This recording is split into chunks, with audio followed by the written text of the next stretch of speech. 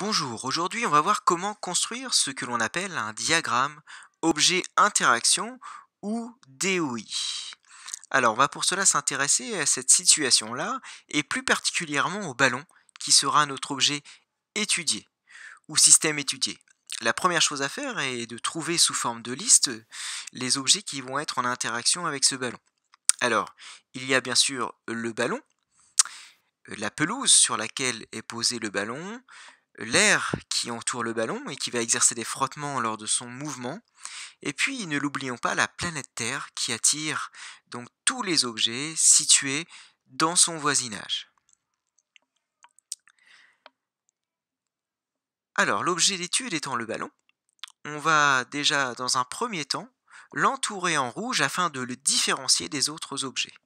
Ensuite, c'est plutôt simple, on place le ballon au centre, puis on dispose autour, dans des rectangles, les autres objets. Il va alors rester à indiquer le type d'interaction entre le ballon et les objets. Alors ces interactions peuvent être à distance ou par contact. Alors celles qui s'exercent par contact, on les indique par des doubles flèches pleines et celles qui s'exerceront à distance par des doubles flèches en pointillés. Alors dans notre exemple, il y a deux interactions de contact. Tout d'abord entre le ballon et la pelouse. Donc on l'indique par une double flèche pleine, puis entre l'air et le ballon, car l'air appuie sur le ballon à cause du vent ou lié au mouvement du ballon.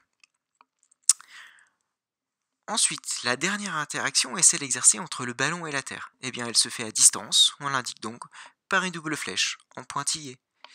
Donc voilà, le diagramme à objet interaction est terminé. Alors, on peut négliger dans certains cas l'action exercée par l'air, si le ballon n'est pas en mouvement ou s'il n'y a pas de vent. Alors, maintenant passons à l'essentiel à savoir. Alors, tout d'abord, je vous rappelle, il faut identifier l'objet étudié, et puis l'entourer et le placer au centre.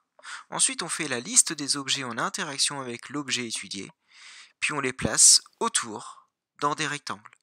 Enfin, on indique par une double flèche pleine les interactions de contact, puis les interactions à distance par des doubles flèches en pointillés. Voilà, ça va être à vous maintenant de vous exercer dans plusieurs exemples.